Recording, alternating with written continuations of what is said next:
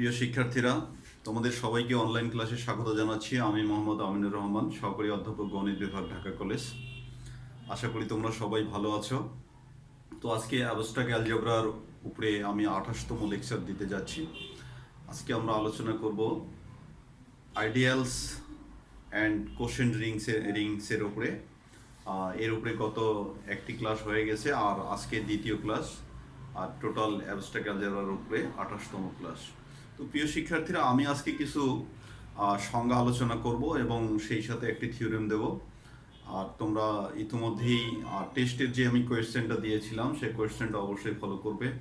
আর সেই সাথে তোমাদের যে বইগুলো আছে, বিশেষ করে আমাদের ঢাকা ইউনিভার্সিটির স্যারদের যে বইটা আছে সে বইটাও তোমরা ফলো করার চেষ্টা করো।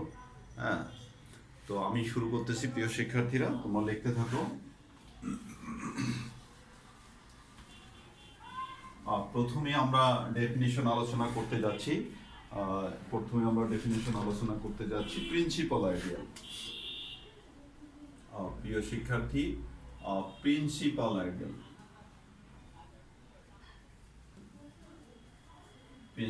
Ideal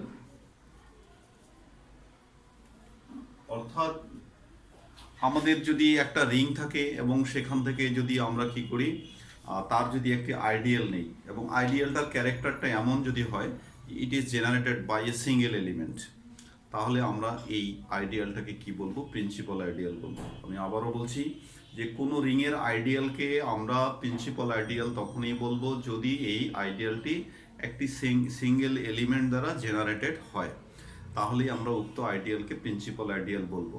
it's a definition. আমরা কয়েকটি ডেফিনেশন দেবো এবং একটি থিওরেম আলোচনা করব। তো ঠিক আছে, আমি সেই কথাটি বলে দিচ্ছি যে an ideal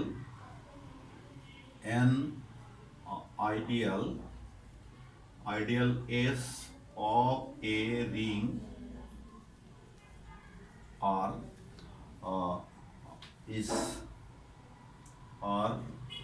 is called a principal ideal.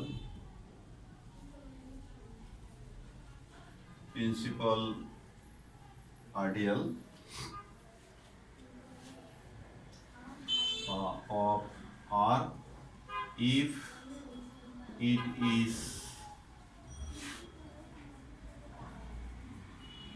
generated by a single element of R. Single element A, এই যে আমরা দিলাম A of কত R, এখানে A এলিমেন্টটা R, and we write আমরা প্রিন্সিপাল আইডিয়াল লেখার একটা নিয়ম আছে, and we write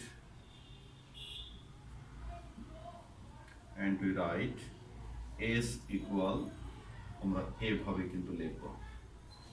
অর্থাৎ এই সিম্বলটা থাকলেই প্রিয় শিক্ষার্থী আমরা প্রিন্সিপাল আইডিয়াল বলবো যে it is a principal ideal, because এখানে সিম্বলটা এভাবে দিতে হয়। তোমরা ফার্স্ট ব্র্যাকেট দিয়েও লিখতে পারো প্রিন্সিপাল আইডিয়াল। তো এই হলো বিষয়। আমরা যদি একটা এক্সাম্পল ডিজাইন করি, তাহলে এক্সাম্পলটা তোমরা দেখো, খুব একটা সহজ সরল এক্সাম্পল আমরা দেব। এই যে জেড, আমাদের জেড এটা হচ্ছে কত 0 প্লাস মাইনাস কত 1 প্লাস মাইনাস কত 2 প্লাস মাইনাস কত 3, ঠিক আছে, plus minus dot dot dot dot dot. এত ইজি রিং, ঠিক আছে, এটা একটা রিং আমরা জানি। এখন আমরা একটা আইডিয়াল গ্রহণ করতেছি, তাহলে এস, হ্যাঁ আমরা অন্য একটা গ্রহণ করতেছি, মনে করো আমরা একটা নিলাম, জোর সংখ্যাগুলো নিলাম। ধরো যে ডট ডট আমাদের কত আছে মাইনাস,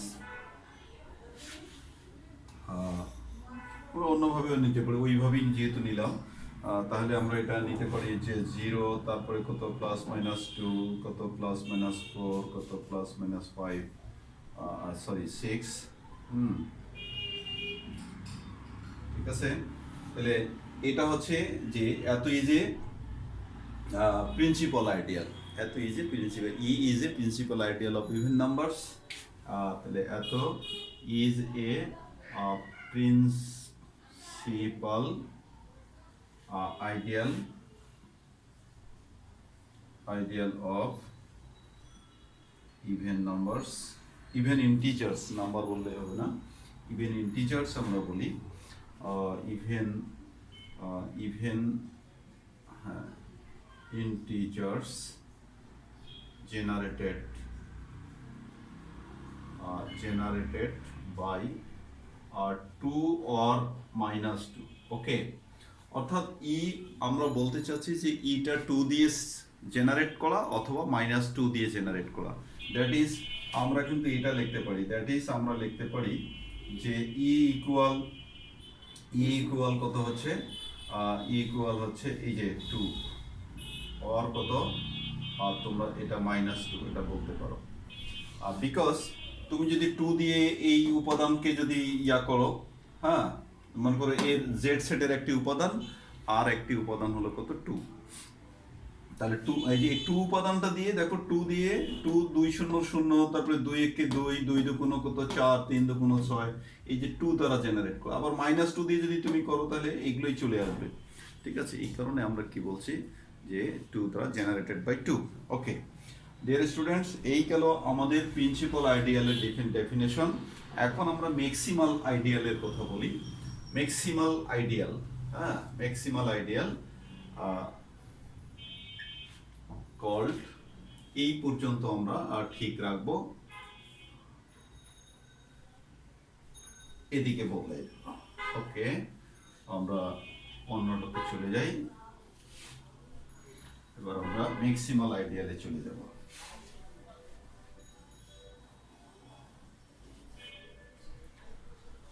প্রিয় শিক্ষার্থী, ম্যাক্সিমাল ম্যাক্সিমাল আইডিয়াল, আমার প্রিয় শিক্ষার্থীরা, ম্যাক্সিমাল আইডিয়াল মানে ম্যাক্সিমাম আইডিয়াল না, কিন্তু ম্যাক্সিমাল এটা একটা বড় ধরনের আইডিয়াল অবশ্যই।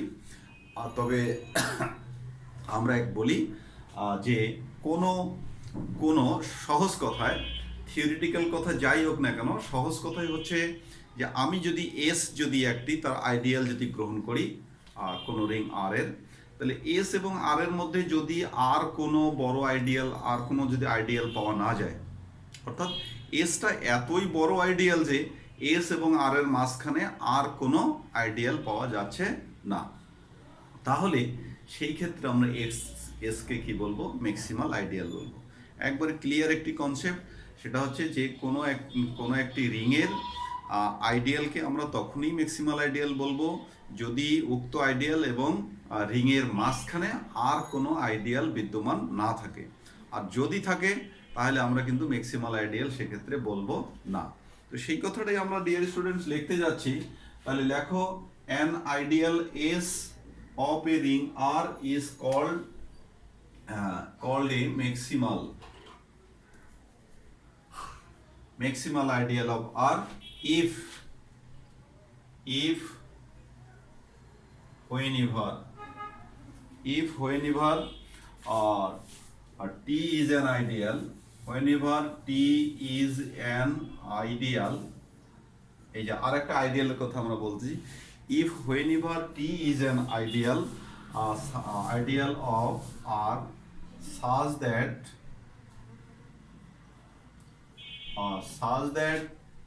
S subset or equal set of T equal set of কত R, এই যে যদি এইরকম হয়, অর্থাৎ S তো একটি অবশ্যই আইডিয়াল, এবং আমরা S এবং R এর মাধ্যমে আর একজনকে ইমাজিন করেছি, আসলে পাওয়া যাবে না, কিন্তু থিওরিটিক্যাল কথা যে আমরা সেখানে ইমাজিন করেছি, যদি ইমাজিন করি তাহলে বাস্তবতা কেমন দাঁড়াবে সেই কথাটা আমরা বলতে চাচ্ছি ডিয়ার স্টুডেন্ট। তাহলে ল্যাঙ্গুয়েজটা বোঝার চেষ্টা করো যে an ideal S of a ring R is called a maximal ideal of R if whenever, যখনই আমরা টি নামের আরেকটি আইডিয়াল পাবো such that S subset or equal subset of T and T subset or equal subset of R, then আমরা কি পাবো, either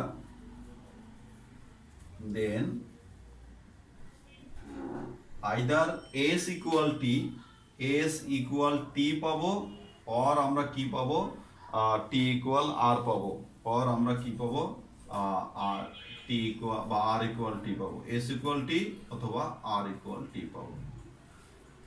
আচ্ছা, তাহলে মূল কথা কি হলো ডিয়ার স্টুডেন্টস, এস এবং টি যদি একই হয় তার মানে কি আর এর একটি কি আইডিয়াল এস আছে, ঠিক আছে, মাঝখানে আর কোনো আইডিয়াল নাই।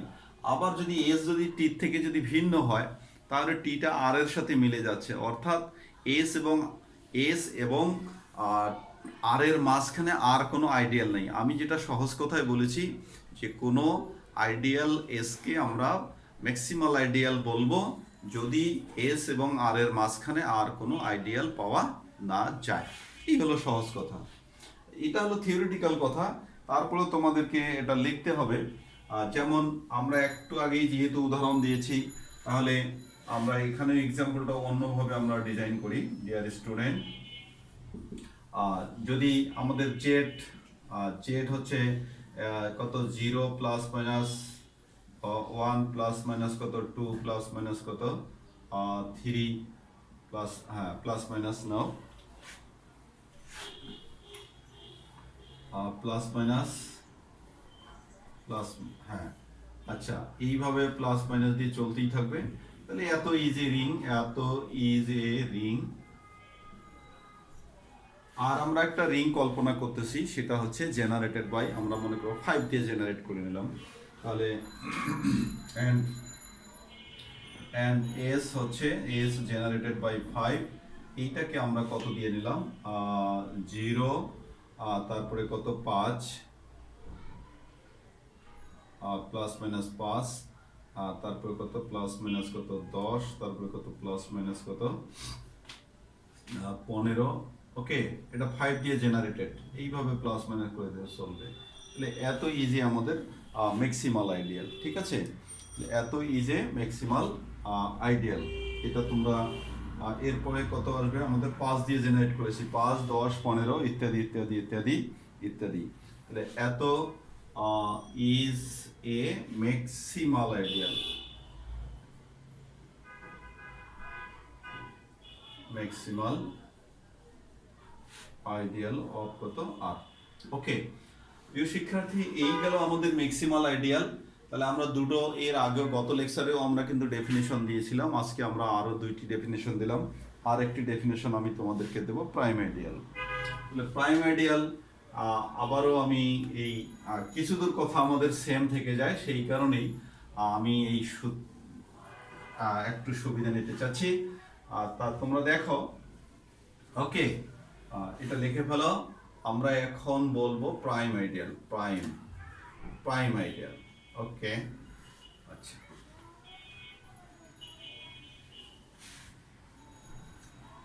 প্রাইম আইডিয়ালটা কি জিনিস, একইভাবে আমরা শুরু করব সবগুলোই, যে অ্যান আইডিয়াল। এখানে এস এর বিষয়ে আমাদের একটু ভিন্নতা আছে। এস কে আমরা এমন ভাবে বলেছি যে এস কিন্তু আমাদের নট ইকুয়াল কি আর, নট ইকুয়াল আর বলছি যে প্রত্যেকটা রিং নিজেই নিজের আইডিয়াল, ঠিক আছে, প্রত্যেকটা রিং নিজেই নিজের আইডিয়াল, সেটাকে আমরা ইমপ্রপার আইডিয়াল বলি। অর্থাৎ প্রত্যেকটা রিং এর দুইটা আইডিয়াল তো অবশ্যই থাকবে, একটি জিরো আইডিয়াল আর একটি কি হচ্ছে দ্য রিং ইটসেলফ, ঠিক আছে। এছাড়াও আরো বিভিন্ন আইডিয়াল আমরা পাই।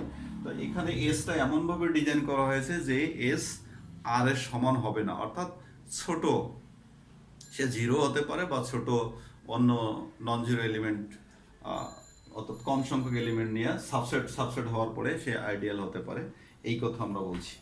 আচ্ছা, তাহলে an ideal S of A commutative ring, এখানে কমিউটেটিভ রিং একটা তোমাদের কমিউটেটিভ রিং, এই সব, তাহলে এখানে একটি আমাদের কি হলো, একটি শর্ত বেশি করে যুক্ত হলো, commutative ring R commutative ring R is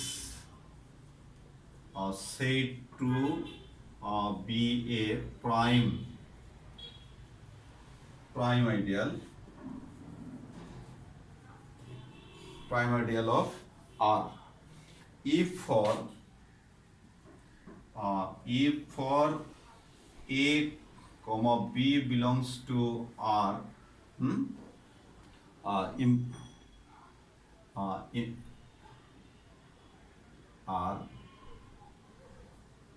if for AB belongs, আচ্ছা আমরা ইয়াটা একটু অন্যভাবে লিখি, if for AB belongs to S, এখানে S তো অফকোর্স AB কোথায় থাকে, AB কোথায়, where কত, if for দিয়ে দাও, where AB belongs to কত, A, B belongs to অবশ্যই কত S, দেন অর্থাৎ এটাকে F দাও, হ্যাঁ এটাকে F দাও, এখানে আমরা বলতে চাচ্ছি যে F এর দুইটা উপাদানের গুণফল যদি এর ভেতরে থাকে, দেন either A belongs to S or কি B belongs to S, এই হলো শর্ত, ঠিক আছে। এটাই হচ্ছে প্রাইম আইডিয়ালের শর্ত প্রিয় শিক্ষার্থী, অর্থাৎ গুণফল থাকবে কিন্তু উপাদান দুটো যখন আলাদা হবে তাদের যে কোনো একটা থাকবে, ঠিক আছে, দুইটা উপাদান আলাদাভাবে যে কোনো একটা থাকবে কিন্তু গুণফলটা আবার থাকবে, এইটা একটা বিষয়।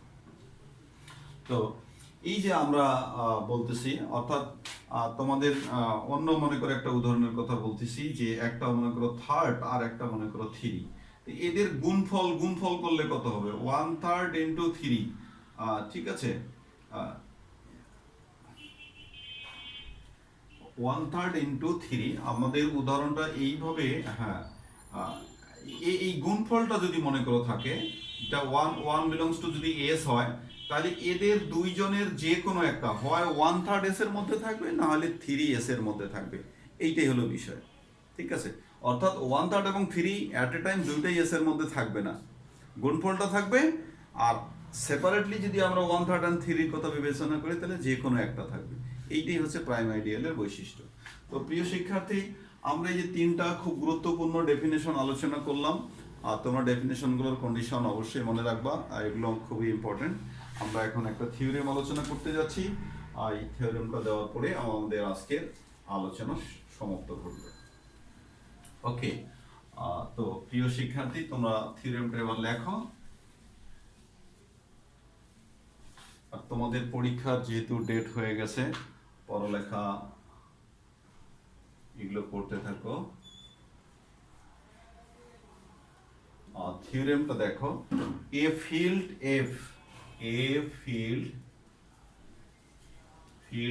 F has no proper ideals,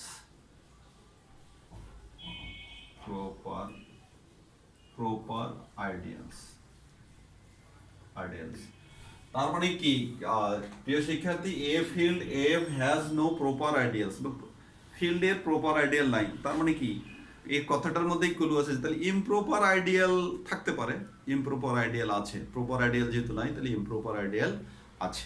আচ্ছা, তো সেই ধরনেরই আমরা আরেকটি এইটার অল্টারনেটিভ আমরা দিচ্ছি, যে the only ideal of a field R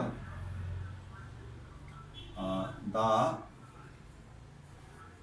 only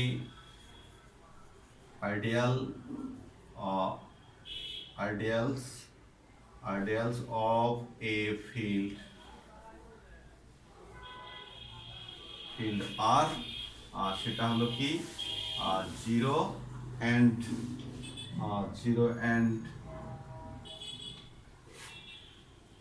the field itself। আচ্ছা প্রিয় শিক্ষার্থী, দুটোই কিন্তু একই কথা, আগে বলা হয়েছে প্রপার আইডিয়াল নাই, তার মানে কি আমি বললাম যে প্রপার আইডিয়াল নাই, তাতে কি হয়েছে ইমপ্রপার আইডিয়াল থাকতে পারে, তাহলে ইমপ্রপার। এখন পরের কথাটাই আবার বলছে যে ফিল্ডের দুইটা আইডিয়াল থাকবে, একটা হচ্ছে 0 আর একটি কি হচ্ছে সে নিজেই। আমরা বলি যে ফিল্ডের পূর্বসূত্র কি, সে তো রিং ছিল, সে তো রিং এর বৈশিষ্ট্যগুলো মেনে চলে, তাহলে রিং এর ক্ষেত্রে আমরা বলছি যে রিং এর ক্ষেত্রে দুইটা ইমপ্রপার আইডিয়াল মাস্ট থাকবে, অন্য আইডিয়ালও থাকতে পারে কিন্তু দুইটা মাস্ট থাকবে, সেটা কি একটা হচ্ছে 0 আর একটা হচ্ছে সে নিজেই। তাহলে যেহেতু ফিল্ড হওয়ার পূর্ব শর্ত সে কি রিং হয়েছিল, তাহলে রিং, তার মানে দুইটা তার একটা হলো 0 আইডিয়াল আর একটা হলো সে নিজেই। রিং এর ক্ষেত্রে 0 এবং সে নিজেই তার আর দুইটা কমন আইডিয়াল, এবং এই দুইটাকে আমরা ইমপ্রপার আইডিয়াল বলি।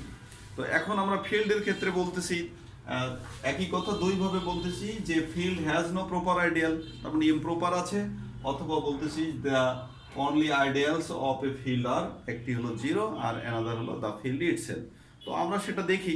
আমরা তাহলে দুইটা কেস আলোচনা করব। আমরা একটি জিরোর জন্য আলোচনা করব এবং একটি নন এমটি সেট নিয়ে আলোচনা করব, অন্য সেট নিয়ে। ওকে, প্রিয় শিক্ষার্থী, আমরা লিখতে থাকি প্রুফ। ওকে, তাহলে let S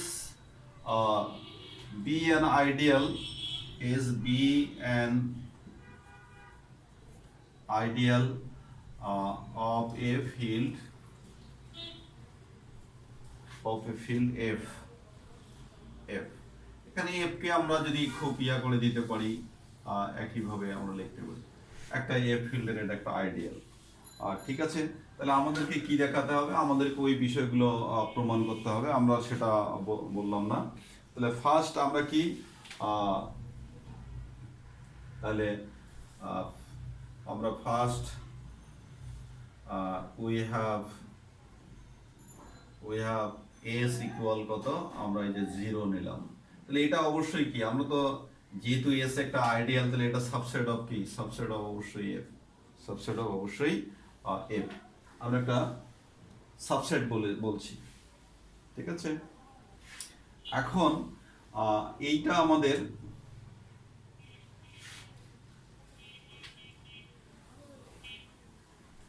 আচ্ছা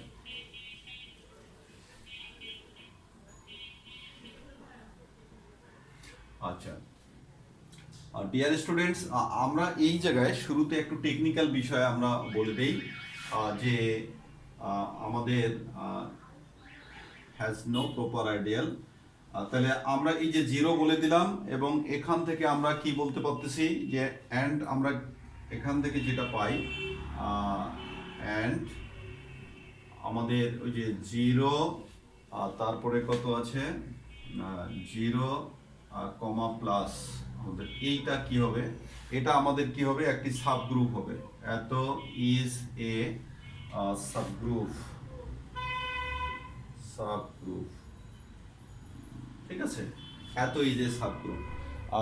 প্রিয় শিক্ষার্থী, আমরা এই জায়গাটাতে আইডিয়াল শুরুতে না বলি, আগে আমরা কি বলি নেই, এটা একটা আমরা সাবসেট বলে নিই, সাবসেট, আগে আমরা একটা সাবসেট বলে নিই, ঠিক আছে, তাহলে আমাদের প্রমাণটা ঠিক হবে। লেট এত be a subset of a field এত। তাহলে ফার্স্ট উই হ্যাভ, আমরা এটা ধরে নিলাম। তাহলে এই জিনিসটা, এই যে পজিটিভ সম্পর্ক দিয়ে, এটা অবশ্যই কি হবে, একটি সাবগ্রুপ হবে। এখন আমরা দেখি এটা আইডিয়াল কিনা, ঠিক আছে, আমরা আইডিয়াল নিজেরাই দেখাবো। শুরুতে আইডিয়াল যদি আমরা বলি নেই, তাহলে আর দেখাবোটা কি, বলেই তো ফেলেছি। সুতরাং আমরা সাবসেট ধরে নিয়েছি, এখন আমরা আইডিয়াল দেখাবো। আচ্ছা, তাহলে first we have S equal 0 subset of F and এত ইজ কি সাবগ্রুপ। তাহলে সাবগ্রুপ থেকে এখন আমাদের আইডিয়াল দেখাতে গেলে কি করতে হবে, একটি গ্রুপের S এর একটি উপাদান লাগবে, আর কিসের উপাদান লাগবে, ওই যে F এর একটি উপাদান লাগবে। তো আমরা সেইটা গ্রহণ করে নিই। দেন হ্যাঁ, নাও R belongs to কি F and কত 0 belongs to কত 0 belongs to S, implies that R into 0 belongs to কত আমাদের কত S মানে হচ্ছে কত, এটা 0। ওকে, তাহলে এই যে এটা হলো কি আমাদের আইডিয়ালের বৈশিষ্ট্য। তাহলে therefore S is an ideal, S is an ideal। তাহলে আমরা বলে দিতে পারলাম S is an ideal। ওকে, প্রিয় শিক্ষার্থী, এই যে আমরা 0 কে বললাম, এখন 0 ব্যতীত অন্য সাবসেট আমরা ধরে সে কাজটি আমরা করব। ওকে, আচ্ছা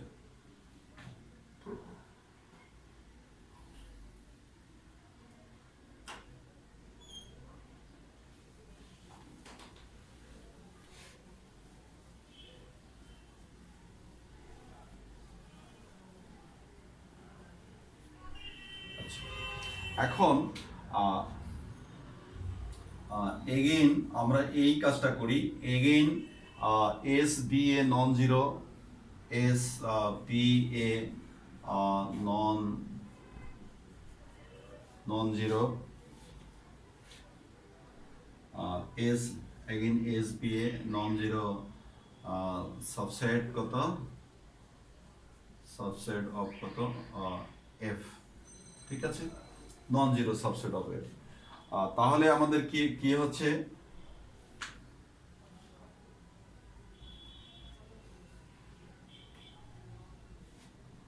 এটা যেহেতু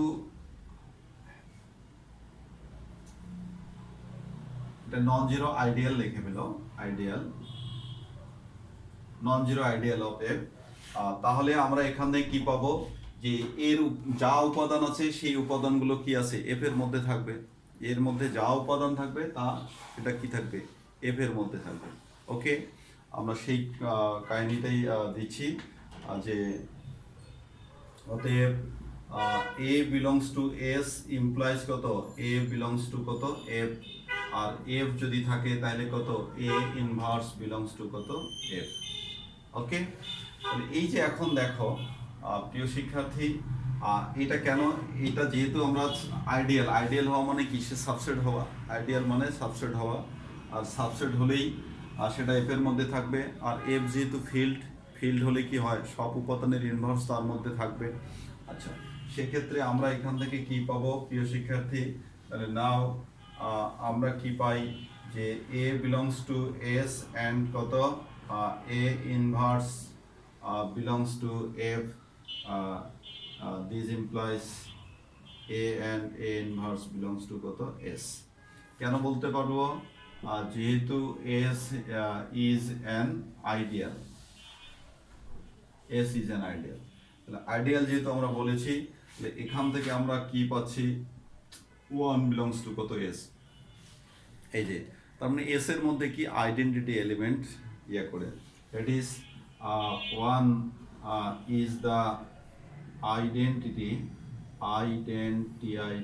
আইডেন্টিটি এলিমেন্ট, এলিমেন্ট অফ কত, আইডেন্টিটি এলিমেন্ট অফ এস, এটা এস এর একটি আইডেন্টিটি এলিমেন্ট হয়ে যাচ্ছে আমাদের।